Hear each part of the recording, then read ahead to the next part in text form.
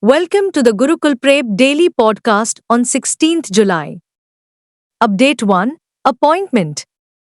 Government appoints Robert J. Ravi as new CMD of BSNL.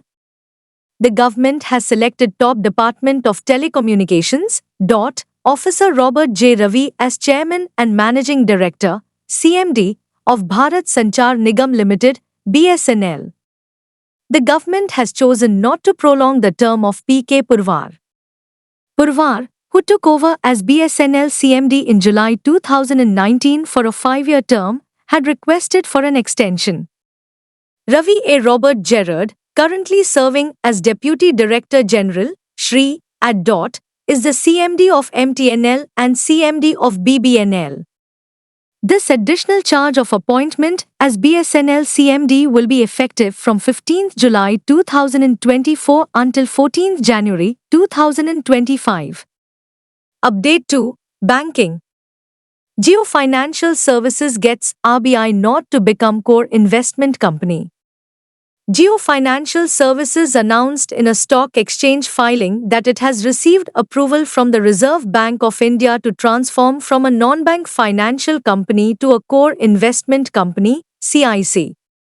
Jio Financial, Reliance Industries Ltd's, RIL, financial services business, applied to become a CIC in November after the banking regulator ordered the conversion following its separation from RIL and a change in its shareholding structure.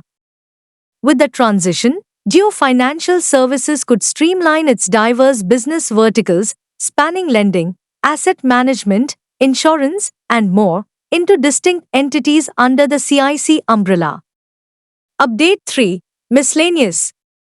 Second regional event of Hamara Samvidhan Hamara Samman to be held in Prayagraj, Uttar Pradesh. The second regional event of the year-long festivity, the Hamara Samvidhan Hamara Samman campaign, is being organized under the auspices of Designing Innovative Solutions for Holistic Access to Justice, DISHA, a central sector scheme carried out by the Department of Justice, Ministry of Law and Justice, Government of India. The event is set to take place on 16th July 2024 at the Allahabad Medical Association Convention Centre in Prayagraj, commemorating the 75th anniversary of the adoption of the Indian Constitution and India as a republic. Update 4. Schemes and committees. Government to launch Agri Fund for Startups and Rural Enterprises. The government will soon initiate the Agri Fund for Startups and Rural Enterprises, Agri-Azuri, to assist startups and agripreneurs via investments in sector-specific, sector-agnostic, and debt-alternative investment funds, AIFs, as well as direct equity support to startups that operate in agriculture and related sectors. This program seeks to promote innovation and sustainability in India's agriculture industry by establishing a 750 crore rupees category to Alternative Investment Fund, AIF. The fund will offer both equity and debt support, specifically targeting high-risk, high-impact activities in the agriculture value chain. Update 5. Obituary. Veteran trainer S.K. Sundarji passes away. Sheraz K. Sundarji, a veteran trainer, died following a heroic battle with cancer. He was 64 years old and had lately resigned his trainer's license. Sundarji started his extraordinary horse training career in 1985. Over 4 decades, he saddled over 1,000 winners. One of his most cherished objectives was to win the renowned Indian Derby, which he accomplished in 2018 with his horse Rochester. He saddled his first Pune Derby through Desert Warrior, 1989, followed by Desert Carnival, 1995, Ocean and Beyond, 2010, and most recently Truvail, 2019. Update 6. Rank and Report. India's population to peak at 1.7 billion by 2060s before declining, UN report. India's population is expected to peak at over 1.7 billion in the early 2060s before declining by 12%, but the country will remain the world's most populous throughout the century, according to the United Nations. According to the World Population Prospects 2024 report, the world's population is predicted to expand further during the next 50 to 60 years, peaking at roughly 10.3 billion people in the mid-2080s, up from 8.2 billion in 2024. After peaking, the global population is projected to start declining gradually, falling to 10.2 billion people by the end of the century. Update 7. Sports.